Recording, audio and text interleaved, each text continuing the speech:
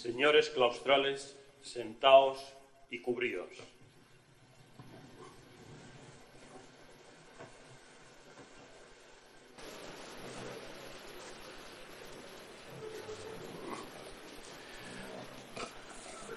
Ábrese la sesión.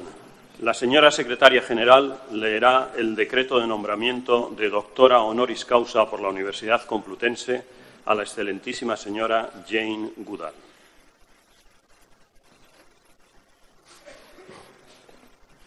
Con la venia del señor rector, decreto rectoral 25/2018 de 15 de diciembre, disponiendo la concesión del título de doctora honoris causa de la Universidad Complutense a la excelentísima señora Jane Goodall.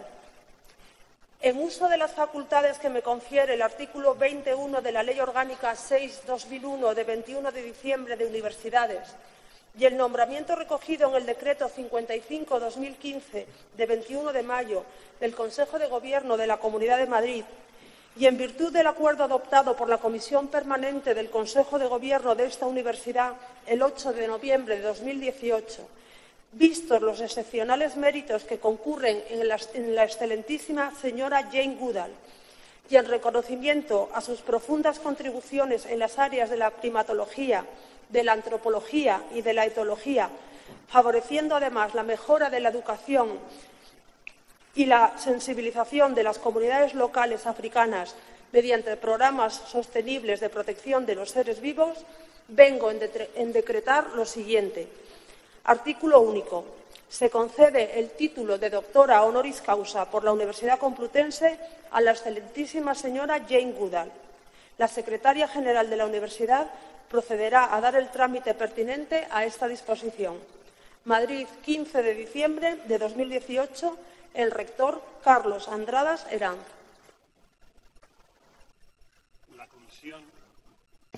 La comisión de señores catedráticos designados se servirá a acompañar a la recipiendaria que va a ser investida doctora honoris causa.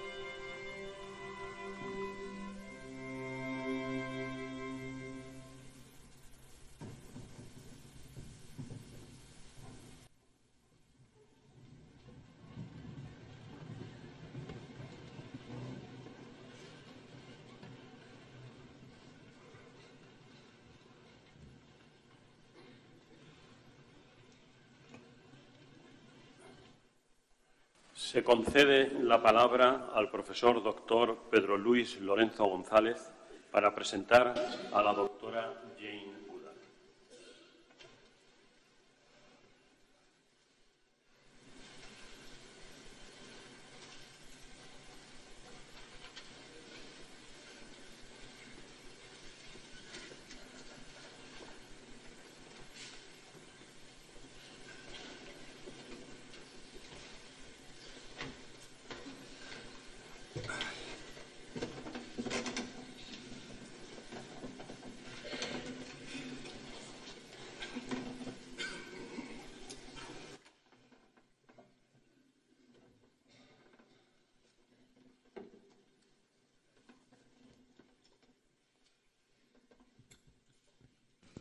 Excelentísimo y magnífico señor rector de la Universidad Complutense de Madrid, excelentísimo director general de Universidades de la Comunidad de Madrid, vicerrectores, decanos, autoridades académicas, miembros del claustro universitario y del Consejo de Gobierno de nuestra universidad, autoridades de diversas universidades y administraciones locales, autonómicas y del Estado que nos acompañan, personal de Administración y Servicios, colegas, compañeros, estudiantes de nuestra facultad y de nuestra universidad, miembros y amigos del Instituto Jane Goodall, España, querida Jane Goodall, señoras y señores.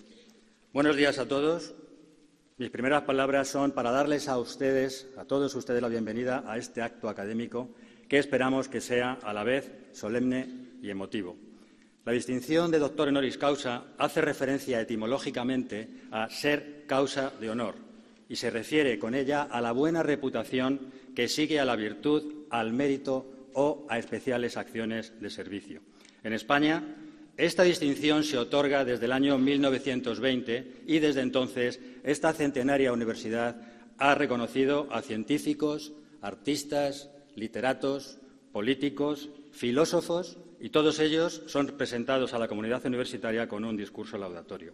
Corresponde hoy a este veterinario, a propuesta de su facultad y de su universidad a las que representa en este acto, hacer la laudatio de una de las personas más inspiradoras e influyentes de los últimos 50 años, no solo en el campo de la ciencia, sino también en el campo de las cuestiones sociales. Y créanme que supone uno de los mayores retos a los que he tenido que enfrentarme.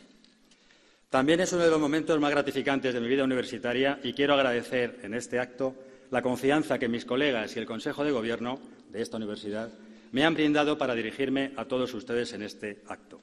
Ha querido también la casualidad que, coincidiendo con el tiempo en el que tenía que preparar estas palabras, visitara la exposición que celebraba los 130 años del National Geographic. En esta exposición se proyectaban imágenes documentales de 3 mujeres que cambiaron no solo la forma de comprender los primates, sino de conocernos mejor a nosotros mismos. Una de esas mujeres correspondía a Jane Goodall, allá por los años 60, en la selva de Gombe, en el territorio entonces de Tanganica, hoy Tanzania. En esas imágenes se adivinaban ya la pasión y la perseverancia que han acompañado hasta hoy mismo a Jane Goodall. Su vida es el relato de una vocación que ha sido semilla de muchas vocaciones más. Intentaré resumir, si esto fuera posible, en unos pocos minutos, la actividad desarrollada por Jane Goodall, que más que una actividad es una trayectoria vital, acorde con el modo en el que la ciencia alumbra grandes personalidades cuya labor incansable permite ampliar nuestro conocimiento sobre la vida y sobre el mundo natural, así también como afrontar nuevos retos y dar respuestas a sus incógnitas. Para aquellos de ustedes que necesiten completar detalles sobre su biografía, comenzaré exponiendo que Valerie Jane Morris Goodall, etóloga y antropóloga, nació en Londres en 1934. Sus biógrafos señalan repetidamente que la joven Jane ya poseía algunos de los ingredientes indispensables que requiere el pensamiento científico, una curiosidad casi infinita y un acusado sentido crítico. Durante su infancia y adolescencia emprende el contacto con el medio natural y sueña con viajar y aprender sobre fauna salvaje. Por ello, con tan solo 23 años, decide viajar a Kenia, permaneciendo una temporada en Nairobi y fascinándose con la naturaleza y el ambiente que le rodeaba. En ese momento conoce a Louis Leakey, el famoso paleontólogo y antropólogo que estaba desarrollando sus trabajos en la garganta de Olduvai, en Tanzania, y que, como ella misma reconoce, es el responsable de sembrar en ella la semilla del interés por los chimpancés. Ambos se planteaban en aquel tiempo preguntas de carácter ético, de carácter moral, de compatibilidad entre ciencia y religión, incluso sobre el destino de la raza humana. El doctor Leakey entendía que, como parte decisiva para dilucidar el comportamiento de nuestros ancestros humanos, era importante conocer el comportamiento actual de los grandes simios en su hábitat natural, asumiendo que estos y sus antepasados humanos compartían rasgos etológicos. Así, en 1960, Jane Goodall llega a Gombe, a Tanzania, para llevar a cabo su novedoso y arriesgado proyecto, estudiar a los chimpancés en su hábitat natural. Allí se impuso con tesón el avistamiento y observación de los chimpancés, aunque acercarse a ellos le costó más de un año. Durante el tiempo de investigación en Gombe utilizó su perseverancia, intuición, empatía y capacidad de observación. Los resultados de sus trabajos de campo revolucionaron y causaron sensación en la comunidad científica de todo el mundo. Reveló, entre otras cuestiones etológicas importantísimas y no descritas hasta entonces, la existencia de conducta instrumental en chimpancés, que utilizaban herramientas para conseguir comida o también usaban hojas para conseguir agua. Su amplio repertorio comunicativo, su estructura social, sus métodos de caza, las crueles guerras intergrupales, su canibalismo y sus métodos de cría.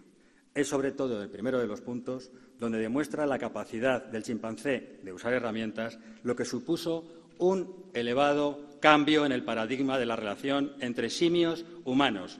Y ello es porque hasta ese momento el concepto de ser humano se basaba en la capacidad para crear y utilizar instrumentos. Tras la descripción de los descubrimientos de Jane Goodall, el propio Louis Leakey señaló, y cito textualmente, a partir de este momento habrá que redefinir el concepto de hombre, redefinir las herramientas o aceptar que los chimpancés son humanos. En el año 1961 sucede un hecho importante para su futuro académico cuando su mentor la recomienda para ser admitido en el programa de doctorado de la Universidad de Cambridge. Aun cuando no poseía titulación superior, ello no fue impedimento para trabajar y para obtener el título de doctora en etología en 1966 bajo la dirección del profesor Robert Hind. De esta manera, paralelamente a su actividad en sus trabajos de campo, desarrolla también labores docentes, ya que ha participado hasta el año 2002, bien como profesora invitada o bien como profesora visitante en varias instituciones, como la Universidad de Stanford, la Universidad de Dar es Salaam, la Universidad de Tufts, la Universidad del Sur de California y la Universidad de Cornell. A día de hoy, también ha sido distinguida en 45 universidades como doctora honoris causa. Uno de los puntos de inflexión más importantes en su vida fue la fundación del Instituto Jane Goodall en 1977, cuyos objetivos se centran en 3 puntos esenciales: la investigación no invasiva de las especies en sus hábitats naturales y en cautividad, la educación y la sensibilización de la población a través de programas ambientales, como por ejemplo el que tiene por título Raíces y brotes, Roots and Shoots en inglés, que pretende impulsar a los jóvenes en la protección de los seres vivos, y la conservación de las especies y el medio natural que les rodean a través del desarrollo sostenible de las comunidades locales africanas, favoreciendo, por ejemplo, sistemas de agricultura sostenible, asignación de becas escolares, programas de reforestación, microcréditos, construcción de estructuras sanitarias, construcción de pozos de agua, etc. Actualmente, el Instituto trabaja en África en muchos países, como Senegal, Tanzania, Uganda, República Democrática del Congo, Sudáfrica y la República del Congo. En algunos de ellos existen santuarios de chimpancés, como en la República del Congo, donde se encuentra el más grande de ellos, que es el Centro de Recuperación de Chimpunga. En este país trabaja la doctora Rebeca Atencia, que es la directora del Instituto Jane Goodall en el Congo. Se trata de una veterinaria formada en nuestra Universidad Complutense, a quien tuve el placer de codirigir con el doctor Revuelta en la realización de su tesis doctoral, basada en la cardiología de los chimpancés, cuya actividad encarna perfectamente los valores promulgados por Jane Goodall: perseverancia, ilusión y empatía. y nos ha hecho ver, con nuestras muchas conversaciones y con sus conferencias, el enorme trabajo que todos los miembros del Instituto Jane Goodall realizan, no solo en el campo de la recuperación y conservación del chimpancé, sino sobre todo en el del desarrollo social y del desarrollo de los recursos sostenibles de la zona. Quisiera hacer también una mención especial a los trabajos que realiza el Instituto Jane Goodall España, con programas de investigación y conservación de chimpancés y sus hábitats en Senegal y en Guinea, en los que participa activamente la doctora Goodall, colaborando en campañas para proveer fondos para programas de conservación y educación. A día de hoy, Jane Goodall sigue desarrollando una actividad muy intensa. Ella misma señala que ahora está acelerando el ritmo porque se queda sin tiempo. Visita laboratorios, gobiernos de diversos países africanos, impulsa campañas de sensibilización a favor de los primates en cautividad, da conferencias sin descanso, concede entrevistas, sale en televisión, habla con grupos ecologistas e incluso, como hoy, le da tiempo a recibir distinciones. Con lo que suele estar, como ella misma dice, 300 días al año fuera de su casa. Su trabajo, continuado y proseguido hasta hoy día por los integrantes del Instituto Jane Goodall, constituye una de las investigaciones de campo más extensas en cuanto a fauna y libertad se refiere y dura ya más de 58 años. Como divulgadora, su trabajo solo puede calificarse de excepcional. Tiene más de 27 libros en su haber, innumerables artículos científicos y más de 20 producciones para cine o televisión, la última un famoso documental llamado Jane, producido por National Geographic. Todo ello le ha permitido difundir conocimientos sobre chimpancés y otras especies, pero también generar empatía y afianzar su protección y la de sus ecosistemas. Jane Goodall nos invita en cada una de sus intervenciones a reflexionar sobre nuestra propia especie y a promover un modo de vida más sostenible en nuestras sociedades. Sin duda, y con todo merecimiento, se la considera una de las mujeres científicas de mayor impacto del siglo XX y una de las activistas más influyentes del siglo XXI. Pero ¿cómo es Jane Goodall? Brevemente. Mary Smith, exeditora adjunta de la revista National Geographic, señala que Jane tiene un excelente sentido del humor, el espíritu de los que no se dan nunca por vencidos y el talento de los que saben transmitir su mensaje. Es, dice de ella, una auténtica heroína en un mundo inundado de aspirantes a héroes. Por su parte, sus colaboradores más directos, entre los que incluye a la doctora Rebeca Atencia, antes mencionada, señalan que Jane Goodall es importante no solo por sus logros científicos, lo es también porque es fuente de inspiración y de esperanza, porque es capaz de animar a las personas a perseguir sus sueños y a cumplirlos, porque cree en la fuerza que puede tener cada individuo para mejorar este mundo. Como dijera Goethe, actuar es fácil, pensar es difícil, pero actuar según se piensa es aún más difícil, algo que no es común ni es fácil, pero justamente son palabras y actos que definen el carácter de Jane Goodall. Tras esta apretada síntesis de sus contribuciones y sus virtudes, quisiera también concluir con algunos breves apuntes personales. Cuando en la Facultad de Veterinaria estábamos preparando la celebración de su 225 aniversario, aspirábamos, casi como en un sueño, que esta fecha estuviera jalonada con el nombramiento de Jane Goodall como doctora honoris causa a propuesta de nuestro centro, algo que además fue unánimemente apoyado por el máximo órgano de gobierno de esta universidad.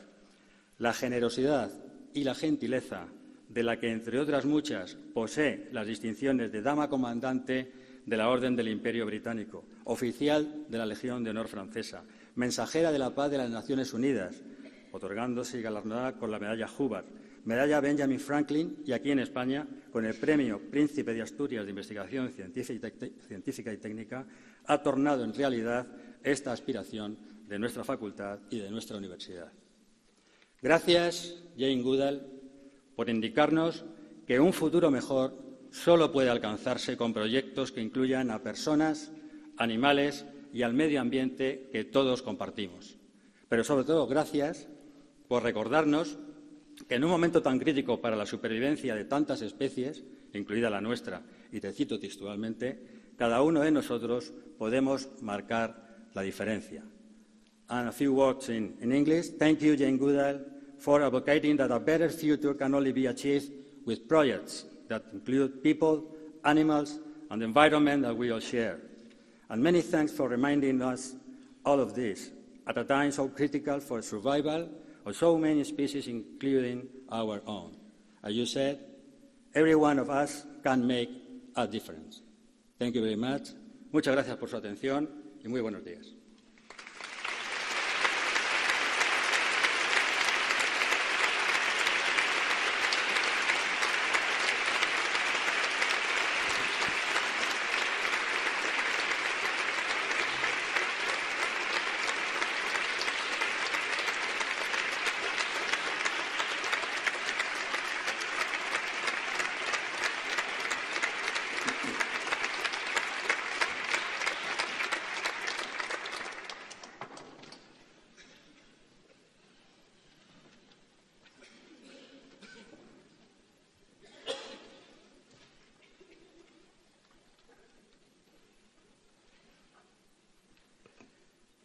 Se va a proceder a la solemne investidura de la excelentísima señora Jane Goodall como doctora honoris causa.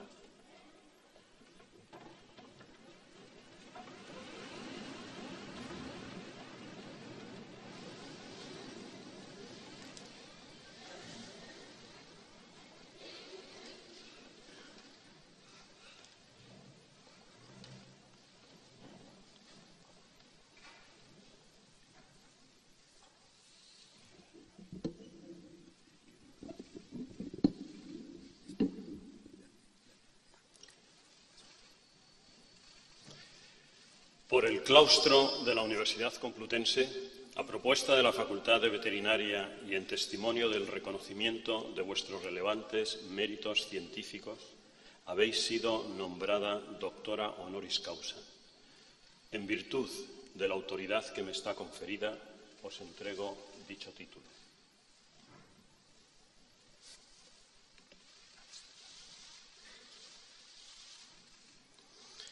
Os impongo como símbolo el birrete laureado, antiquísimo y venerado distintivo del magisterio.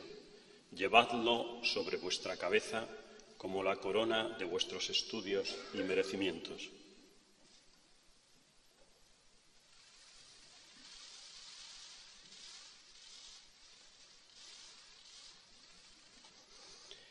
Recibid el libro de la ciencia que os cumple enseñar, difundir y adelantar, y que sea para vos significación y aviso de que por grande que vuestro ingenio fuere, debéis rendir acatamiento y veneración a la doctrina de vuestros maestros predecesores.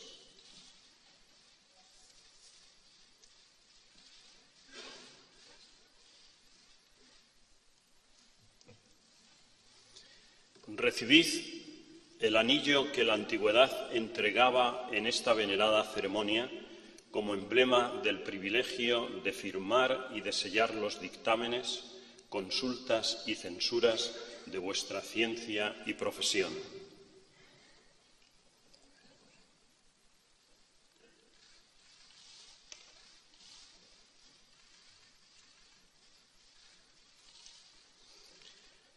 Así como los guantes blancos, símbolo de la pureza que deben conservar vuestras manos, uno y otro signos también de la distinción de vuestra categoría.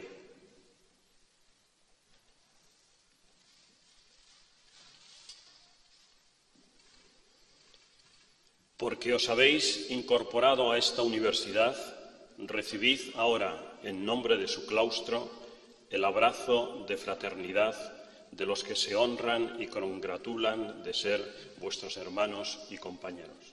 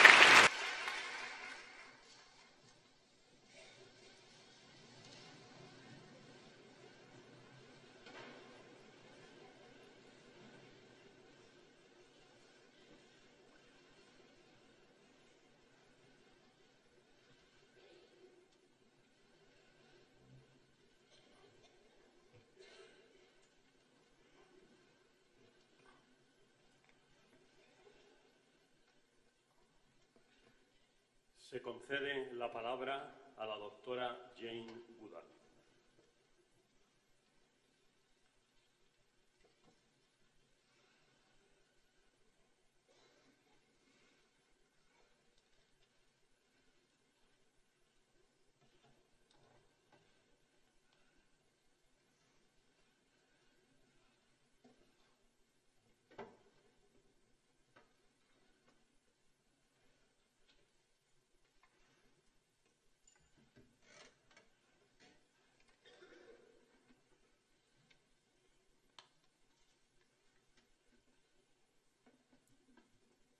Well, first of all, let me say good morning to everyone. Secondly, what a great honor it is for me to be standing here, and I feel very grateful to the School of Veterinary Medicine for recommending me for this honorary degree. Thirdly, I have to say that of course I couldn't understand what was being said. Unfortunately, I can't speak Spanish, but I had an English translation. And when I read things like that, I wonder, who is this person? Who's this person they're talking about? Who's done all these amazing things? Doesn't feel like me at all. And I've decided that there's actually two Janes. There's the one out there that has all these people praising her, and then there's just me. Me, who's much the same as the little girl I was when I was growing up in England all those years ago. But before I start my little talk, which hopefully will add to the reasons that I'm standing here, I'm listening to a language that I sadly don't understand. But I think I'm going to greet you in a language that most of you don't understand, and that is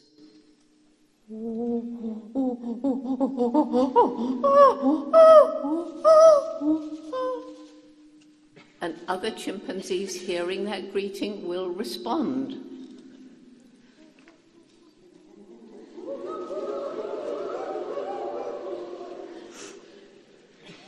Okay, so that was chimpanzee for hello, this is me, this is Jane. When I was born, I loved animals, apparently, and I had an amazingly supportive mother. When I was 4 years old, she took me for a holiday onto a farm. And as we lived in London, where there aren't so many animals, this was a wonderful experience. I still remember it. And a proper farm, where animals are out in the fields, not one of these terrible, intensive, modern factory farms. And it was at that farm that I had my first experience of observing animals in a scientific way. I was given the job of collecting hen's eggs. I kept asking everybody, but where is the hole on the hen big enough for an egg to come out? Nobody told me, to my satisfaction. I remember seeing a hen. She was brown, and she was going into one of these little hen houses where they slept at night. And I must have thought, she's going to lay an egg. So I crawled after her, and that was a mistake. She flew out, I suppose, with squawks of fear. And so in my little 4-year-old mind, I'm now on the path of discovery. And I realize, I suppose, that no hen would lay an egg in this particular hen house. It's a frightening place. So I went into an empty one and hid in the back under some straw and waited and waited and waited, which was fine for me, but my mother had no idea where I was. And yet, when it was getting dark and she'd actually called the police, and she sees an excited little girl running towards the house, instead of getting angry, she sees my shining eyes and sits down to hear the wonderful story of how a hen lays an egg. So the reason I love that story, isn't that the making of a little scientist? The curiosity, asking questions, not getting the right answer, deciding to find out for yourself, making a mistake, and learning patience. It was all there, and a different kind of mother might have crushed that early scientific curiosity. I didn't dream of being a scientist when I was a child. Women didn't do things like that. There was no television when I was growing up. And so I came to love books and listening to older people talking about the big wide world. And of course we had the radio. There was also World War II raging while I was growing up. I used to spend hours in a second-hand bookshop. We had very, very little money. We couldn't afford a new book. And I was 10 years old when I bought this little book. I had just saved enough pocket money, and it was called Tarzan of the Apes. That's when my dream began. I will grow up, go to Africa, live with wild animals, and write books about them. Well, everybody laughed at me. I was just a girl. Anyway, I didn't have any money, and Africa was far away. People weren't doing things like that. But what my mother said to me was, if you really want something like this, you're going to have to work really hard, take advantage of all opportunity, but don't give up. And that's the message that I take around the world, particularly to children in disadvantaged communities. And so many come up or write to say, Jane, I want to thank you, because you taught me that because you did it, I can do it too. Couldn't go to university when I left school. Not that my grades weren't good, they were, but we couldn't afford it. So I did a secretarial course and got a boring job, and then got invited to Kenya by a school friend. To accept that invitation, I had to earn the money, which I did by working as a waitress, because my job in London, you couldn't save up in London, and I went home. My first trip to Africa was by boat, and in those days there were no aeroplanes flying back and forth with tourists. There were a few planes, but it was very, very expensive, and I just had enough money for my return fare by boat. I stayed with my friend, and it was then that somebody said to me, Jane, if you are interested in animals, you really should meet Dr. Louis Leakey, the famous paleontologist, anthropologist. And I made an appointment to see him at the Natural History Museum in Nairobi. He was curator, and he took me all around, and I think he was impressed at how much I knew about African animals, even though I'd never been to college and I'd just come from England. And that, of course, was because I had read every book I could find about animals in Africa. At any rate, this led to him suggesting that perhaps I would agree to go and learn about chimpanzees. Would I go off into the forests in what was then Tanganyika, part of it's the last outpost of the crumbling British Empire? And of course I said yes. It was a year for him to find the money. And then the British authorities refused to allow me to go. They said, we can't have young girls wandering about in the forest. It's just not the thing. But in the end, they said, all right, she can come, but she has to bring someone with her. And again, it was that same amazing mother who volunteered. There was money for 6 months.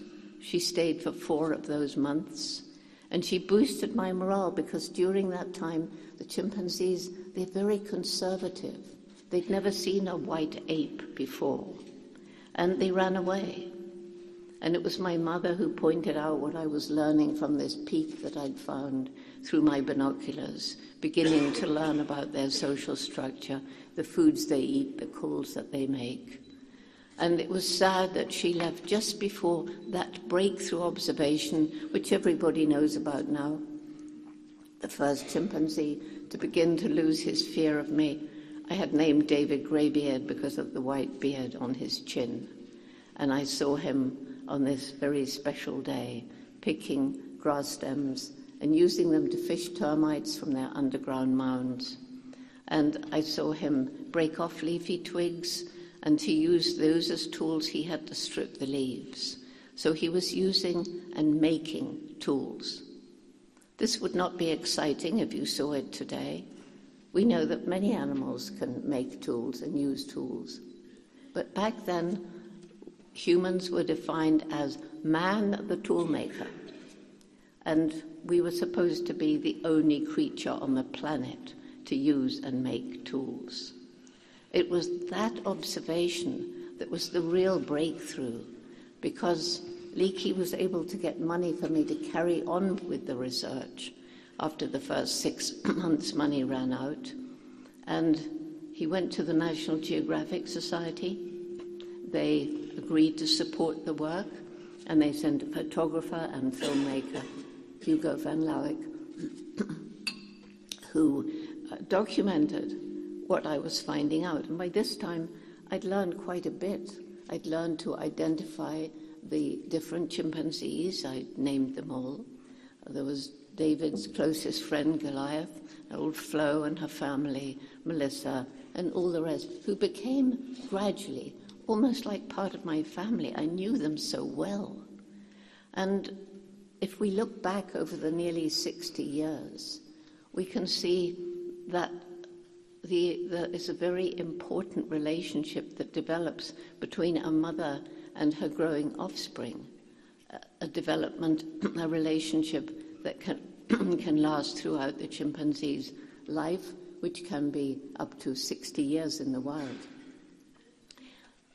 The chimpanzee child has a long childhood, 5 years between live births. And during that time, the child is riding the mother's back, suckling, though less frequently, and sleeping with her at night.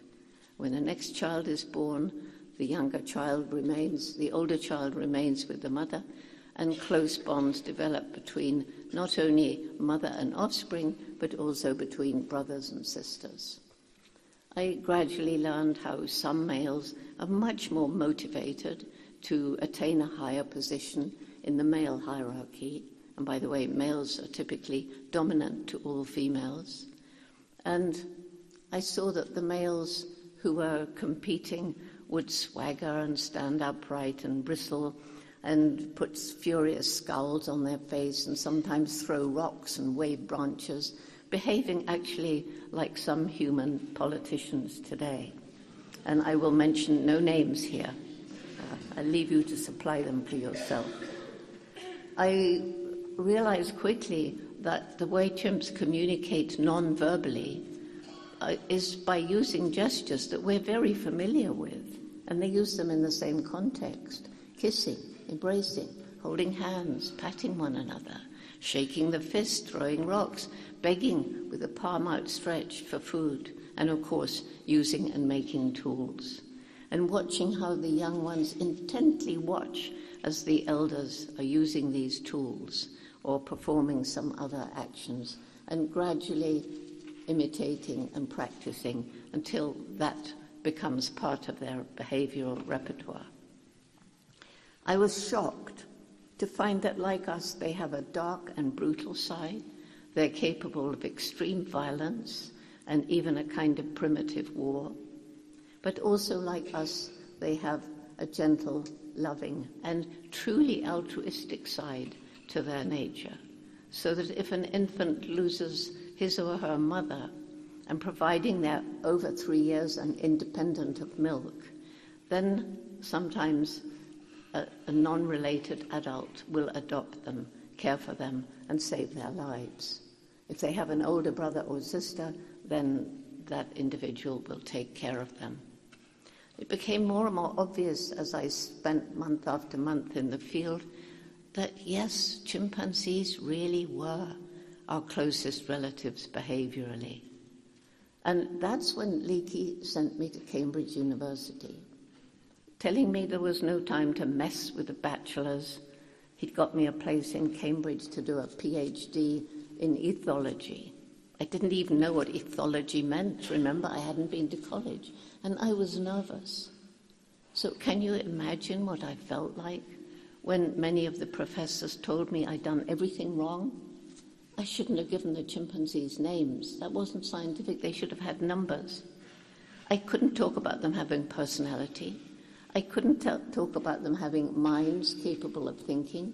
and I certainly couldn't talk about them having emotions. That was the worst of anthropomorphism, attributing human-like behavior to non-human animals. It was thought that was a difference of kind between us and all the rest of the animals. But fortunately, when I was a child, I had a wonderful teacher, a teacher who taught me that for all their knowledge in this respect, these professors were wrong. And that teacher was my dog. You can't share your life in a meaningful way with an animal, a dog, a cat, a rabbit, a guinea pig, a horse, a cow, a bird, and not know, of course, we are not the only beings on the planet with personalities, minds, and emotions. And so I had a wonderful supervisor.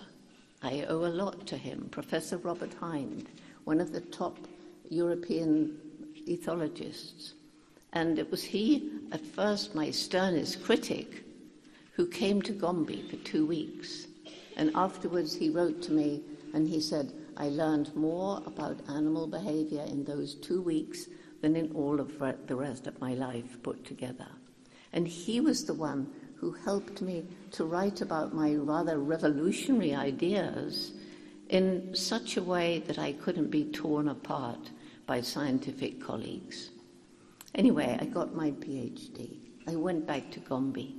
And that was a period probably the best in my whole life, continuing to learn about the chimpanzees, building up a research station, bringing in young students to study different aspects of chimp behavior, and above all, spending hours out in the rainforest by myself or with the chimpanzees and understanding about the relationship of all living things in the forest, how each little species had a part to play.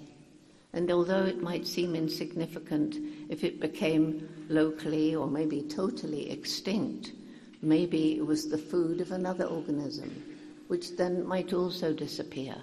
And so losing just one small species could lead to total ecosystem collapse. It was also while I was in the rainforest that I developed a really close spiritual connection with nature. I felt it all around. As I say, those were the best days of my life. So why did I leave? I left because in 1986 I helped put together a conference in America. By then there were about 6, maybe 7 field sites of people studying chimpanzees in different parts of Africa.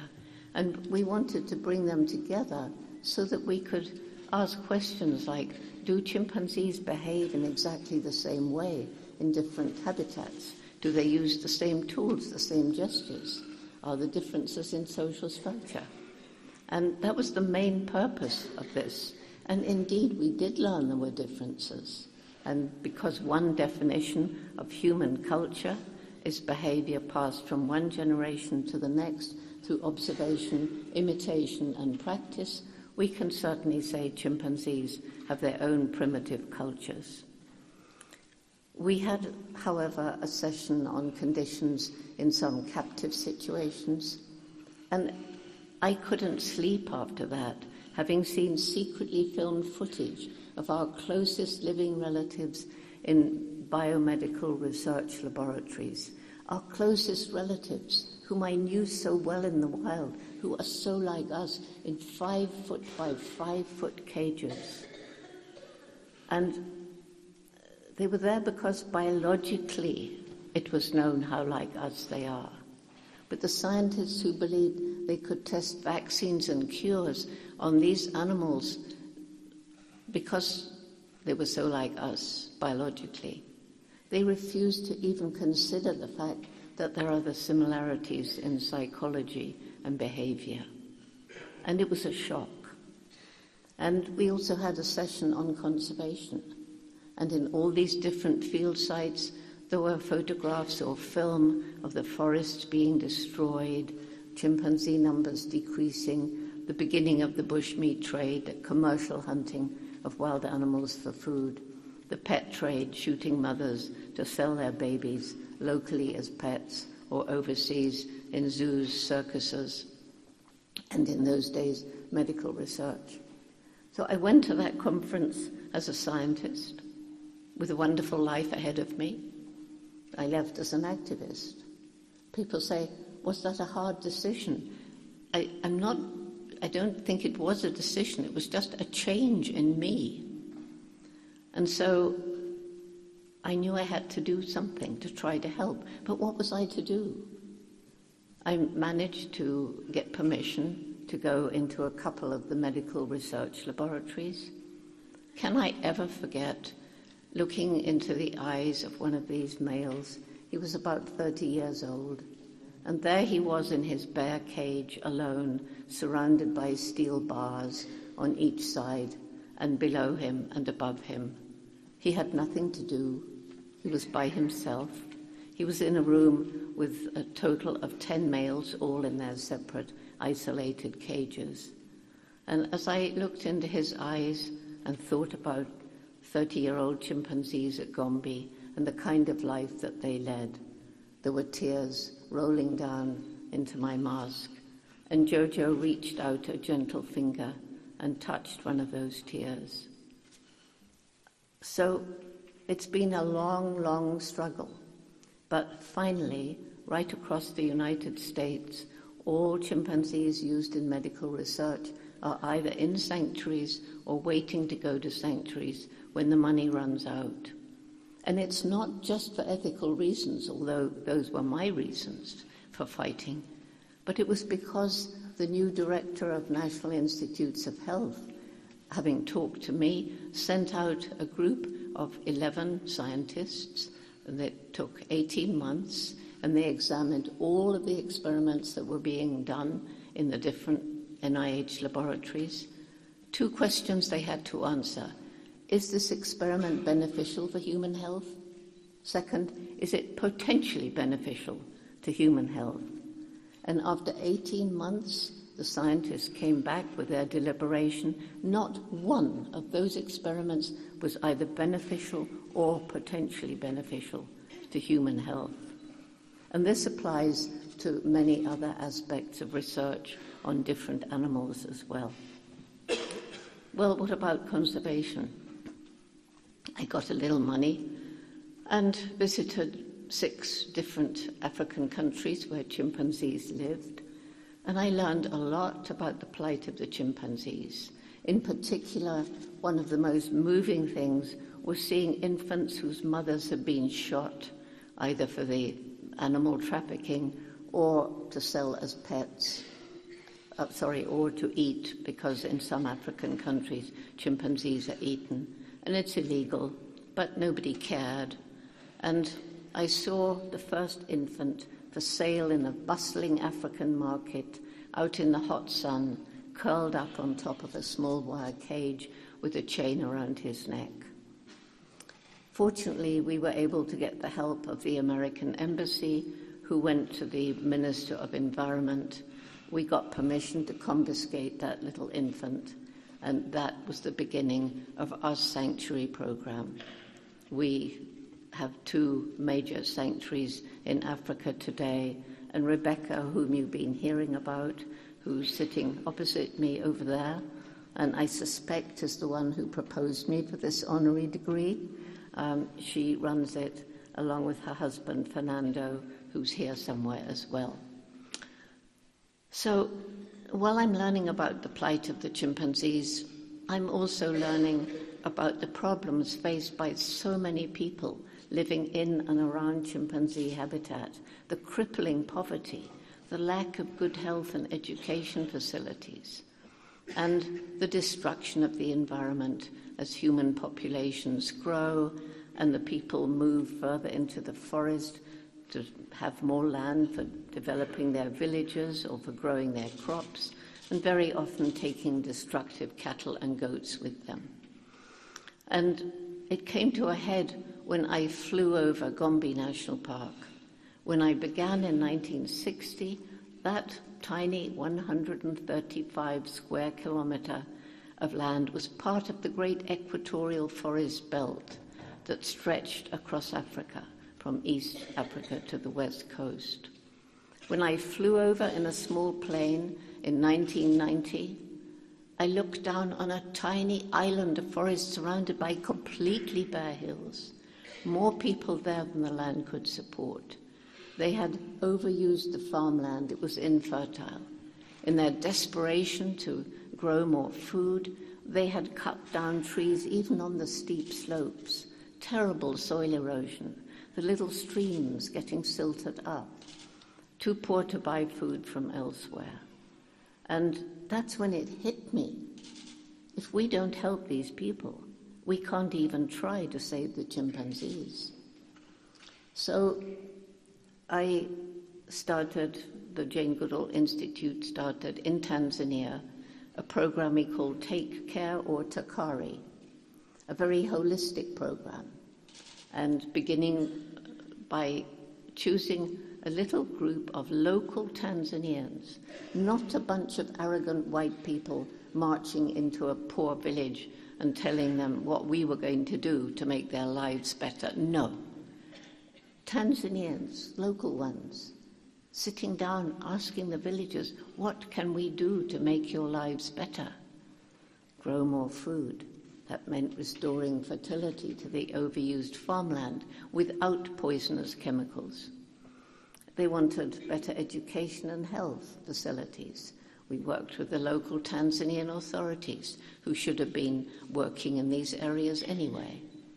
Then we introduced water management programs. We introduced microcredit, particularly for women, based on Muhammad Yunus's Grameen Bank, where women could ask for tiny loans for projects which had to be environmentally sustainable. And we found scholarships for girls to keep them in school after puberty, because all around the world it's known that as women's education improves, so family size tends to drop. We provided family planning information. Politically incorrect? The people welcomed it. Gone were the days when large families could support their parents in their old age. There wasn't the land left. There were too many people living on it. And this information, again delivered by local Tanzanians, was warmly embraced and has begun to make a difference. Because of this, the villagers have set aside land in their land use management plan around the Gombe National Park, and the forest is beginning to return. Because of us, they've realized that we're not just protecting the environment for the chimpanzees and other wildlife, but for their own future. Because if they carry on destroying the land like this, what's in it for their children and grandchildren? We now have this program in all 72 villages throughout the range of Tanzania's wild chimpanzees. And we have village volunteers trained to be forest monitors, to monitor conditions in the forest reserves where most of the chimpanzees live, not protected. They're now protected because the villagers have understood through education programs. And this kind of conservation, community-based conservation, is now operating in 6 other African countries, including Senegal, where JGI Spain is working, and including in the Republic of Congo, where our Chimponga Sanctuary, run by Rebecca and Fernando. And so it's truly helping to save chimpanzees, but it's also improving the lives of so many hundreds and hundreds of the people living in the area. It costs a lot of money. I began traveling to raise awareness, to try and raise funds. I was meeting many young people who seemed to have little hope for the future. They were mostly just apathetic, not seeming to care. Sometimes they were angry. Sometimes they were deeply depressed. And when I spoke to them, they said, well, you've harmed our future, and there's nothing we can do about it.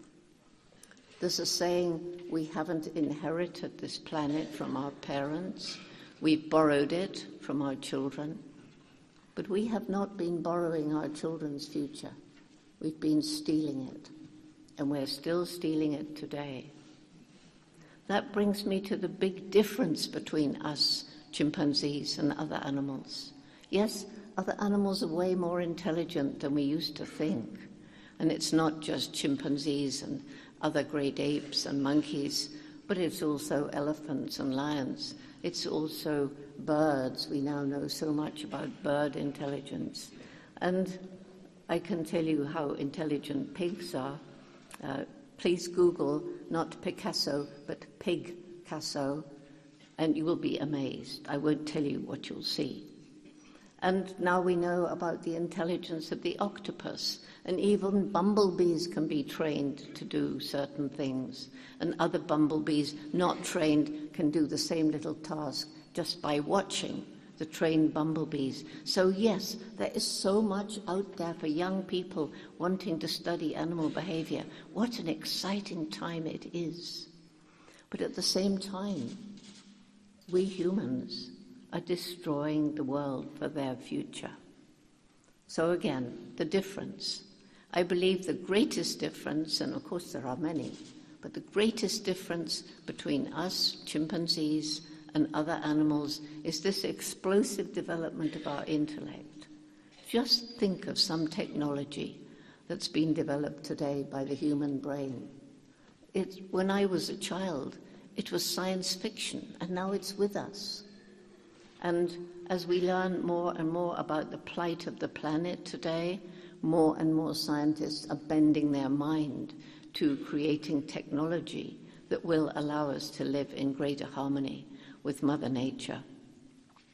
And we as individuals are beginning to understand ways in which we can leave lighter ecological footprints as we go through the world each day. But to go back to the young people, when they said we're harming their future and there's nothing we can do about it, are they right about that? There are scientists who say we've set off along a path from which there is no return. But there are other scientists who believe, as I do, that there's a window of time when if, but only if, we get together soon, we can start healing some of the harm that we've inflicted. And I think all of you here, being in a university, you know what I'm talking about when I say that we're harming the planet. You know about the pollution of air, water, and land.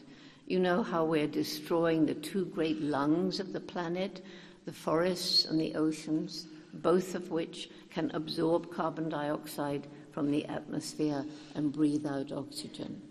And of course, carbon dioxide is the main greenhouse gas, these gases that form a blanket around the globe and trap the heat of the sun, which has led to changing climates around the world.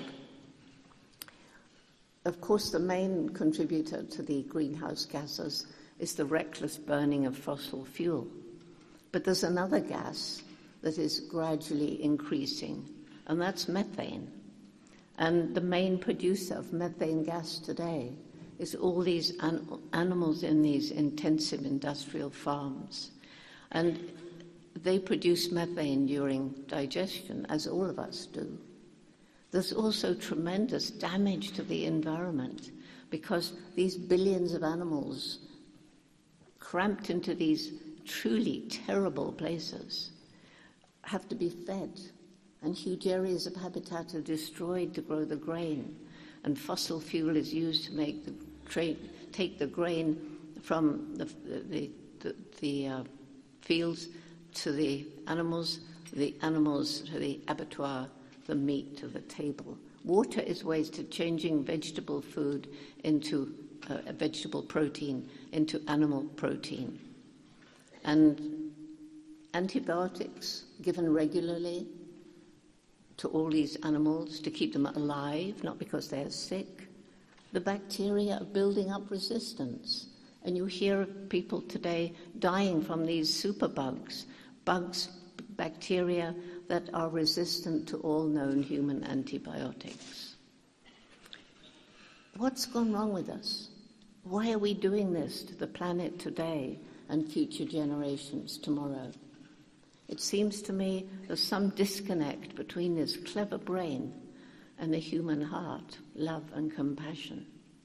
And we're making decisions based on how will this help me now, my family now, my next electoral campaign, the next shareholders meeting, instead of how will this decision affect future generations. And I truly believe that only when head and heart work in harmony can we attain our true human potential. But no wonder the young people were depressed, angry, apathetic, and not just the young people. As we learn more and more about what's happening, we become more and more depressed or anguished or desperate. I started the Roots and Shoots program in 1991 in Tanzania with 12 high school students. And right back then we decided the main message would be every single one of us matters. Every single one of us makes some impact on the planet every single day. And we have a choice. What kind of difference are we going to make? That Roots and Shoots program is now in almost 80 countries. It's growing fast in Spain, thanks to Federico and his team here in Spain. And because of understanding the interconnectedness of all things, we decided from the start every group would choose projects to help people, to help animals, to help the environment, because it's all interconnected. It's my greatest reason for hope. Young people around the world are changing the world. We've got 2,000 groups across mainland China, and that's important when you think of the role that China is playing in the world today with its destruction of the environment. And people in China are coming up to me and saying, of course I care about the environment. I was in Roots and Shoots in primary school. Of course I care about animals. I watched your geographic films about the chimpanzees in Roots and Shoots in primary school. And so as I'm speaking, there are groups around the world rolling up their sleeves, getting out with passion, dedication, determination, and having fun at the same time, and helping us to move towards a better relationship with Mother Nature. My next reason for hope is this human brain.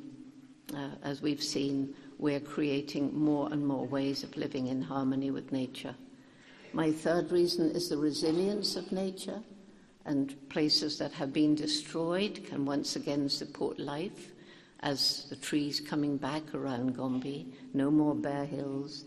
Animals on the brink of extinction can be given another chance, and that's happening here in Spain as well. And finally, the indomitable human spirit, the people who tackle what seems to be impossible and won't give up and succeed. And it's what keeps me going, aged nearly 85, 300 days a year around the world giving lectures like this. It's because I meet so many incredible people doing incredible things. If you'd been at the beginning of Chimpunga Sanctuary as I was, and you saw the difference that Rebecca and Fernando have made, not only looking after the chimpanzees, but protecting the environment and educating the youth. And these people, with their projects, I meet everywhere. And I think the most important thing I want to leave you with is that every single one of us has that same indomitable spirit. But some people don't realize it. They don't develop it. They don't let it out into the world. And it is desperately important that each one of us plays our role now and tries to make the world a little bit better every single day. So I thank you for this wonderful honor that you've given me today. I thank you for an opportunity of speaking to you and delivering a message that I feel is very important. I hope that a Roots and Shoots group will start growing in this wonderful university. And finally, to all of you, thank you.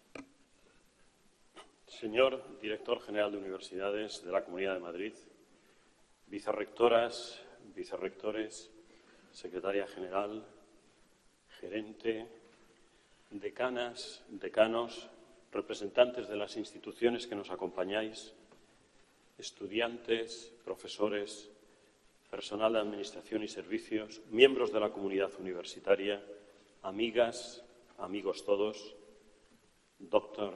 Goodall, dear Jane, today is a day of celebration for our university, because today we welcome as a member of our community a brilliant scientist who has substantially influenced the knowledge of the behavior of chimpanzees, an activist defender of diversity and environmental sustainability, a woman who has become a reference for many young, especially women, a woman, in turn, whose legacy, her research, her own life go far beyond the scientific discoveries.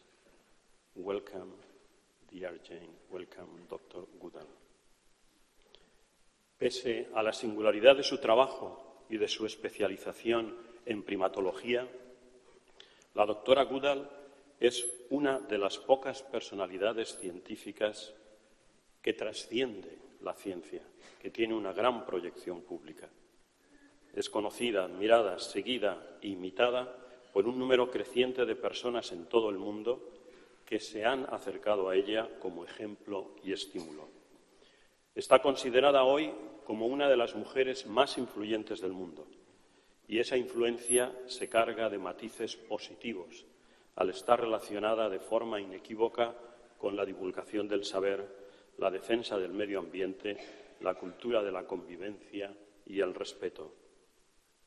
A todo ello, sin duda, han contribuido sus casi 30 libros, sus innumerables artículos científicos, las también innumerables colaboraciones en producciones televisivas, entre ellas el documental sobre su vida y obra, El lugar de Jane, ya mencionado, y que ha sido reconocido como mejor documental en varios certámenes. Sus extraordinarias colaboraciones con el National Geographic, sin duda uno de los mayores soportes a la hora de la divulgación y la difusión científica. Y a todo ello se une también la considerable relación de premios y reconocimientos que ha recibido y que ya han sido enumerados. A todos ellos, en reconocimiento a una carrera y a una vida ejemplar, unimos hoy con orgullo y con satisfacción el Doctorado Honoris Causa de la Universidad Complutense. Lo que sobresale como denominador común en la justificación de tantos premios, más allá incluso del reconocimiento al imponente material que constituye su obra científica, es su constante actividad y nunca concluida labor de campo, su fidelidad a los lugares de África, el continente que se asocia de forma automática a su vida e investigación, sus permanentes viajes a lo largo de todo el mundo para transmitir su saber y los resultados de sus estudios, su capacidad de ampliar y consolidar el valor de su trabajo más allá de los límites temáticos que constituyen su área, su búsqueda de instrumentos que acerquen la complejidad del estudio científico al mayor número posible de personas y de forma muy destacada a los jóvenes. We find ourselves before a singular, inspiring and transforming woman. This ability to inspire and transform has also been translated into the network of Jane Goodall Institutes, already mentioned by Professor Lorenzo and Dr. Goodall herself, with its 30 offices around the world and whose mission, among others, is not only to perpetuate the study and defense of the nature and life of chimpanzees, but to inspire people to make the world a better place for animals and humans in a healthy environment. La propia doctora Goodall señalaba en una entrevista a un diario nacional en 2017 que los jóvenes son el futuro, porque entienden los problemas del planeta y se sienten empoderados para cambiar el curso de la historia. De ahí su especial atención a la educación ambiental de niños y niñas, como nos ha relatado. Valga esta ceremonia también para hacer un reconocimiento a esos cientos, miles de personas que trabajan día a día por estos objetivos y, en especial, para otra mujer egresada complutense, que ha sido también mencionada en varias ocasiones, que está ahora mismo al frente de la reserva de chimpancés de Chimpunga, en el Congo, y que hoy nos acompaña. Me refiero a Rebeca Atencia. Gracias, Rebeca.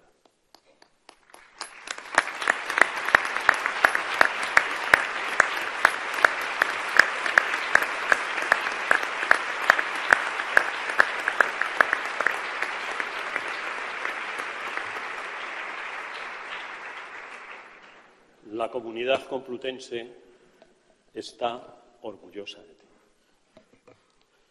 ¿Qué es lo que hace que una joven de 23 años se traslade a Kenia, que con 26 decida en 1960 instalarse en el Parque Nacional de Gombe, en la costa este del lago Tanganica, en lo que hoy es Tanzania, y donde tuvo que ir acompañada de su madre, según nos ha explicado, porque las autoridades británicas no le permitieron vivir allí sola? La persecución de una pasión. La pasión por conocer, por descubrir, por aprender. La misma pasión que ha movido a los grandes científicos a lo largo de la historia, desde Arquímedes a Newton, Einstein, Marie Curie o nuestro Ramón y Cajal. Esa pasión que debemos contagiar en nuestros estudiantes y que, desgraciadamente, a veces, en lugar de alimentar, asfixiamos por no dejarles espacio para su creatividad. Una pasión que exige valentía para romper paradigmas establecidos, firmeza para soportar la incomprensión de los colegas y perseverancia y tenacidad, porque detrás de esos descubrimientos que luego celebramos se esconden muchas horas de observación, de hipótesis fallidas, de experimentos malogrados, hasta que aquella intuición inicial, ese hallazgo circunstancial, esa explicación buscada, toma cuerpo y cristaliza ante nuestros ojos.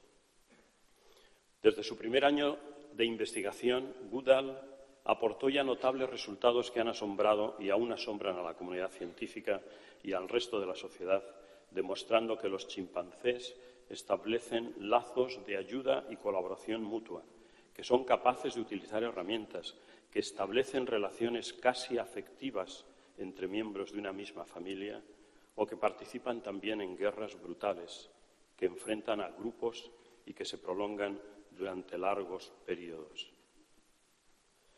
Muchos de sus descubrimientos fueron también apuestas arriesgadas y a veces polémicas, como nos ha dicho, no exentas de críticas, que revolucionaron las creencias establecidas y los métodos de estudio y análisis, no solo de la primatología.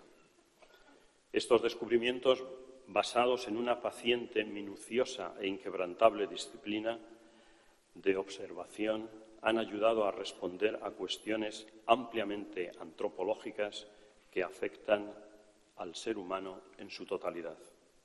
Los trabajos de la doctora Goodall son considerados hoy en día una base metodológica e instrumental para asuntos tan amplios y a la vez esenciales como el estudio de la evolución humana, la etología, la antropología, la psicología del comportamiento, la sociología, la conservación, la transmisión de enfermedades, el envejecimiento o la cartografía geoespacial. Sus descubrimientos nos plantean una y otra vez la gran pregunta nuclear: ¿qué significa ser humano? ¿Cuál o cuáles son los elementos distintivos que nos hacen humanos? Solo a través de esta pregunta podemos interpretar algunas de sus máximas aportaciones globales, su constante atención al hábitat y al medio ambiente, a la preservación y respeto por la naturaleza, no en un sentido abstracto ni político, sino como el medio y el lugar en el que se desarrolla la vida. Es conocida, por ejemplo, la defensa de Jane Goodall de los bosques tropicales, cuya destrucción afecta al cambio climático, o su interés por la creación de comunidades sostenibles en el desarrollo de las zonas menos favorecidas del planeta, equilibrando las necesidades de las gentes y de la naturaleza que las rodea. Todo ello con la finalidad de preparar a la juventud para gestionar las cuestiones que impactan en nuestro planeta y en su futuro. Todos tenemos en nuestra retina imágenes de la doctora Goodall sentada pacientemente, armada con unos grandes prismáticos, dispuesta a observar durante horas y días a los chimpancés, con el fin de aprender, analizar, estudiar unos comportamientos que sirvieran como patrones para la ampliación de los estudios sobre la vida de los primates.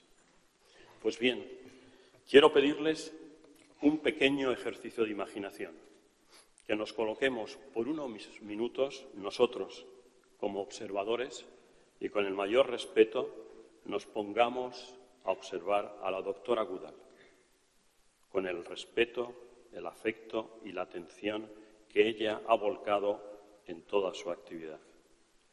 Inmediatamente veríamos que en ella sobresalen las virtudes que componen la definición misma del investigador: curiosidad, determinación, pasión, tenacidad, constancia, inconformismo, humildad, paciencia, generosidad, a los que añadiría empatía, dignidad, carisma, generosidad especialmente a la hora de compartir, de difundir y usar los resultados de la investigación para ponerlos en común, con el fin de que esos resultados mejoren la condición del ser humano, es decir, la vida de todos nosotros. Y todo ello, además, desde su condición de mujer.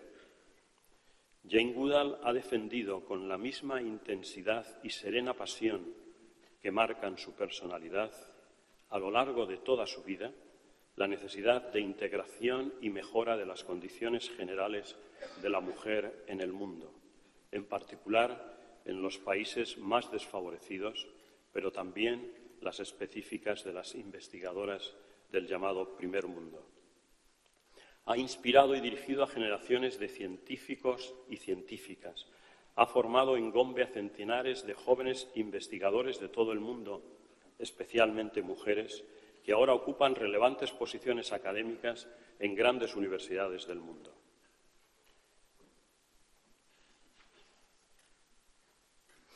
Voy terminando, pero volvamos a nuestra posición de observadores de Jane Goodall. En ella encontramos un modo de entender y hacer ciencia comprometido y optimista, un trabajo circunscrito y específico que se abre después hasta ofrecerse como un instrumento general, un método basado en el respeto, en la interpretación empática e inteligente de la relación del ser humano con su entorno y el planeta, que es nuestra casa y nuestra sede. Y todo ello con el fin de mejorar nuestra privilegiada especie. Y como la propia Jane Goodall, nos hacemos la pregunta: ¿por qué, si somos la especie más inteligente del planeta, es posible que lo estemos destruyendo? 2 days ago, I was participating in a meeting on Sustainable Development Goals, the ODS, Development and Sustainability.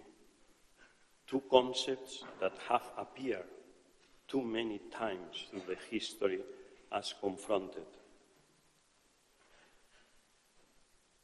The universities must investigate and teach how to make both compatible. Noah Harari, in his book *Sapiens*, mentions that a typical human phenomenon is the capacity of fiction, of behave symbolically, of believing collectively in something. And today, in this auditorium, in which the Universidad Complutense celebrates its academic acts, we would like to thank you, Dr. Goodall, for your work, your dedication to the study, to the defense of the highest values of science and humanity, and welcome you to our faculty with our maximum recognition, affection, and respect. Thank you very much.